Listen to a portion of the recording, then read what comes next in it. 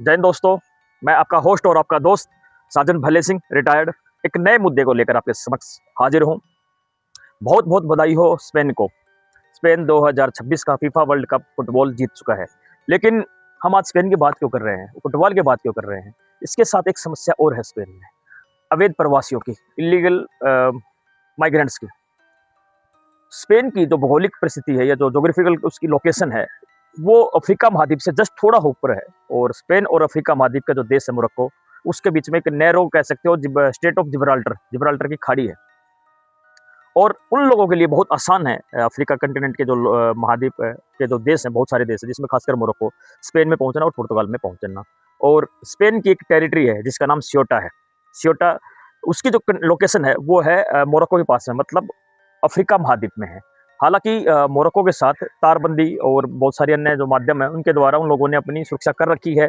लेकिन समय समय पर मोरक्को देश के लोग जो होते हैं वो इस देश में पहुंचते रहते हैं, कैसे न कैसे कोशिश करते हैं कि स्पेन में हम लोग पहुंच जाएं। और जैसे इस टेरिटरी में सियोटा में पहुंच जाएंगे तो उनके लिए बड़ा आसान है स्पेन की जो मेन टेरिटरी तक पहुंचना है।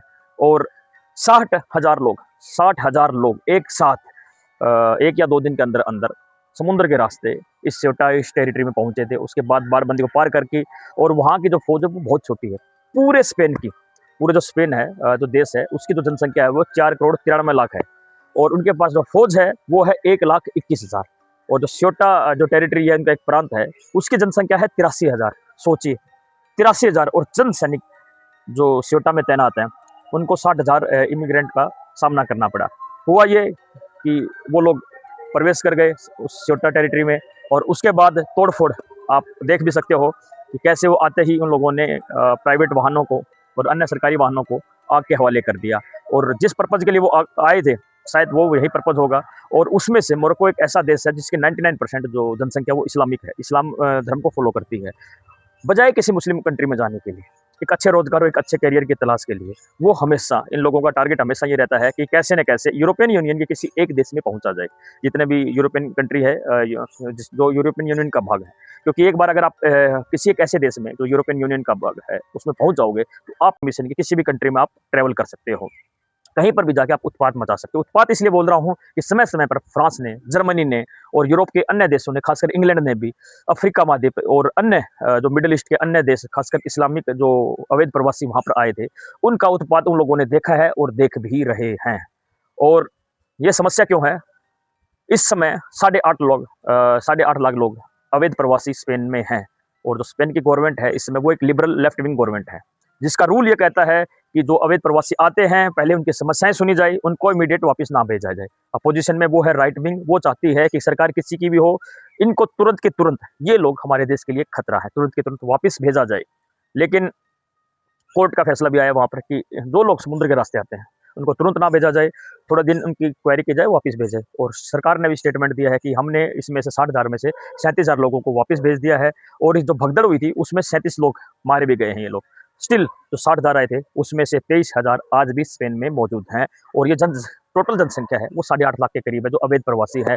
थोड़े दिन में वो लोग इसी देश के नागरिक बन जाएंगे और जैसी मर्जी चाहेंगे, क्योंकि ना तो ये उनका देश है और सरकार के ऊपर भी रिसोर्सेज का वजन बढ़ेगा, और जैसे उत्पाद मचाना चाहेंगे वो लोग उत्पाद भी मचाएंगे। और जर्मनी में और इंग्लैंड में, फ्रांस में हम लोगों ने देखा है, फ्रांस और मोरक्को का मैच जब होता है फुटबॉल वर्ल्ड कप में, मोरक्को के लोग जो फ्रांस में रहते हैं वहां उत्पाद मचाते हैं। अब ये सोचिए कि इनकी जो बिलोंगिंगनेस है ना वो किसके लिए है? जिस देश में ये लोग रोजी रोटी के लिए आते हैं उसी देश में उपद्रव करते हैं।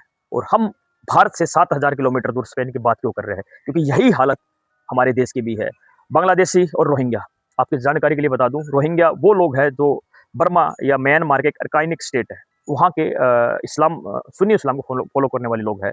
बांग्लादेश उन लोगों को अपने यहाँ नहीं रहने देता, और कैसे न कैसे किसी न किसी तरीके से ये लोग भारत में पहुंच जाते हैं। और भारत में ऐसे हैं, कहते हैं ना कि किले के दरवाजे अंदर से खुलते हैं, ऐसे लोग हमारे देश में हैं तो चंद पैसों के लिए इनका आधार कार्ड और पैन कार्ड बना के दे देते हैं। और अनेक माध्यमों से ये लोग भारत के अनेक अलग अलग राज्यों में, और खासकर बहुत सी ऐसी जगह है जहाँ पर बड़ी सेंसिटिव जगह जाके ये लोग बैठ जाते हैं। और चूंकि इनकी बोली भी थोड़ी सी भारत के राज्य जैसे बंगाल वंगाल हो गया, या फिर जो रोहिंग्या होते हैं वो इस टाइप से है कि मिलते-जुलते हैं, ज़्यादा आप उनको डिफरेंशिएट नहीं कर पाओगे। उस चीज़ का फ़ायदा उठा के वो भारत में ही रह जाते हैं और बड़ा मुश्किल हो जाता है उन लोगों को इस देश से निकालना। वोटर इवन यहाँ का वोटर भी बना लेते हैं। सरकार कोशिश की है, कर रही है, सीएए और एनआरसी लेके कैसे न कैसे घुसपैठियों की पहचान किया जाए। लेकिन राजनीतिक कहते हैं ना कि राजनीतिक दल अपने वोट बैंक की रोटियों में कभी-कभी इस चीज़ का बहुत विरोध करते हैं और 1969 से लेकर 1971 का जो भारत में अवैध प्रवासियों का बड़ा संकट खड़ा हो गया था, जिसके कारण भारत और पाकिस्तान के बाद जो लड़ाई हुई थी, बांग्लादेश जैसे देश का जन्म हुआ था। लेकिन जो बांग्लादेशी उस समय पाकिस्तानी सेना के हाथ मजबूर थे, वो भारत में जो आ गए थे, वो आज भी भारत में रुके हुए हैं और ये सिलसिला वहीं नहीं रुका। 1971 के बाद भी ये लोग किसी न किसी रास्ते से, क्योंकि वहाँ पर जो जनसंख्या ज़्यादा है, एरिया कम है और खाने-पीने की भी समस्याएँ हैं, देश में रोज़गार की भी समस्याएँ हैं, अच्छे रोज़गार की तलाश में ये लोग भारत में आते रहते हैं और फिर खुद का देश नहीं है, खुद की ज़मीन नहीं है, कैसे भी तोड़-फोड़ करो और हम पर प्रेशर डालो।